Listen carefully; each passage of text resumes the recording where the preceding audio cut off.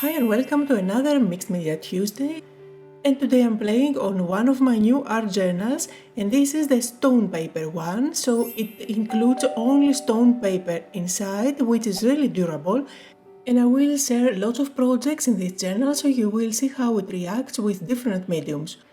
On this journal you can do double spreads or work on one page, which is what I'm going to do today since it is the first page of my journal. And I'm using some masking tape just to protect the cover since I want to end up nice and clean. I'm going to work with acrylic paints, and these are from the Allegro collection by Stamperia. The exact colors that I'm using are Blue Aviation and Milk White. I am applying the acrylics with a brush directly on top of the stone paper. I didn't prep it with anything, I didn't apply gesso or any other primer. If you want to help the paint spread easier, you can definitely go ahead and dip your brush into water so that you have a better coverage. I'm not being neat here, this is just the first layer, however I want to pretty much cover up the blank page. Now I'm not even waiting for the blue paint to dry, and then I will go on top and blend in a little bit of that white. This is Milk White. I'm brushing it in, blending the colors together directly on the page, and the idea here is not to end up with a completely flat blue color. If you want to make it more interesting, you can even add those colors with a spatula just for a different effect, and the page does take a lot of acrylic paint. Don't worry at all about it since you are working on a stone paper. No matter how much water or how much paint you want to this page, it is not a problem, it's going to stay nice and flat. And I'm going to show you the back. It reacts beautifully with acrylic paint and it doesn't bleed at the back. Now I'm using my heat gun to make sure that everything is completely dry, and don't worry about the heat on top of stone paper, again it stays nice and flat. And I'm going to show you here how it looks at the back. It didn't bleed, and look at the page, it's completely flat. And working with acrylics is just one of the mediums that you can work with on top of stone paper. Here I'm working with my dye ink pad. Now this is the coffee color, and I'm just applying it with a blending tool only on the edges. Look how ugly it is, but I'm going to show you an amazing technique. I'm going to add lots of water. I don't mind at all if the paper is going to warp. Remember, this is stone paper and the water doesn't affect it. Now with a clean paper towel I'm going to blot the excess water, and look at the amazing border that I just got. This is a great technique that you can do only on stone paper. It is a property of it. It has kind of a coat on top that allows for this technique to work beautifully. And of course I'm repeating the same technique all around the border. And again for today, for my project, I'm using products from my latest collection with Stamperia, and I know it is a little bit frustrating since you cannot find them on shops yet, but hanging there they will be in about a week or two depending on where you live, and I hope that once you will be able to grab those supplies, you will have lots of ideas from my channel on what you can do with the products. So here I'm just showing you that you can work with the dye ink to add some splatters if you swipe the ink on your mat and then apply some water. And since I can go on and on with the background, let's make it more interesting. Here I'm using my shadow black ink. This is the basic really deep black dye ink, and I'm going all around the edges. Only at the very edge, I'm not covering up that lovely brown border that I got. And keep in mind that these dye inks are water reactive, which means that whenever you apply splatters on top of them, they are going to react. And they are going to react with my embossing paste as well. This is actually the volume paste by Stamperia. It is nice and thick, dries really quickly, it doesn't smell, and it keeps its shape. So I'm going to use one of my stencils, and this is the one with the compasses.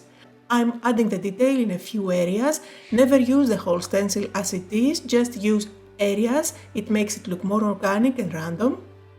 And I have zoomed in for you so you can see how the ink reacts with the volume paste. Wherever the brown ink is, just because it's not permanent, it gives a little tint on the volume paste, while wherever you can see the acrylic, which is permanent, the volume paste stays completely white. It is a great look for an art journal when nothing is completely perfect or completely bright, so I absolutely love this effect. So here I'm using the typed text from my background stamp set, and I'm doing some stamping with black ink. And of course, if you want to use the same techniques for a double spread, just go ahead and do that on the other page as well. You will end up with a lovely background, and I will show you what you can do on top of it with focal points. This is a great background and with blues and browns that would work both for steampunk, it would work for vintage.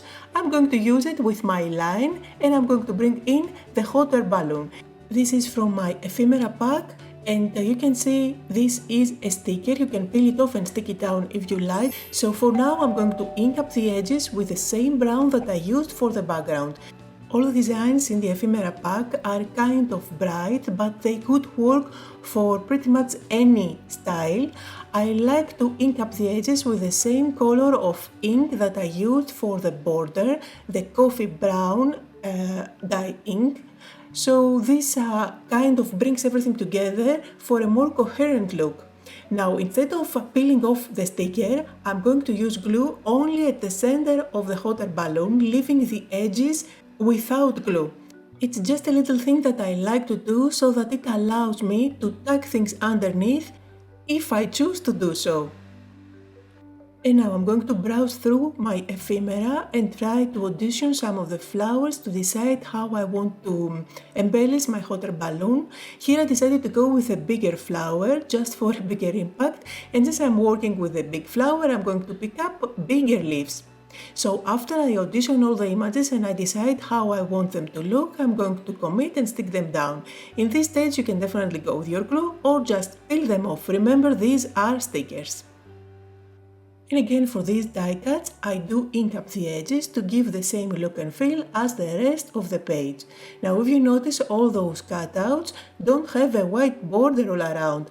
And that was really important for me in this collection.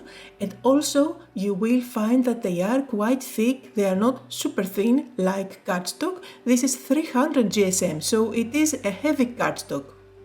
And now let's play with the ribbons. Ribbons are super fun, they are lovely finishing touches, and all you need to do is to just pick up what you want to use and embellish your project. You can go with the black borders to go all around. You can use the borders as stems or other details. I'm going to show you many projects on how you can use those black borders. You can use the flowers and the leaves like I'm doing here, for example.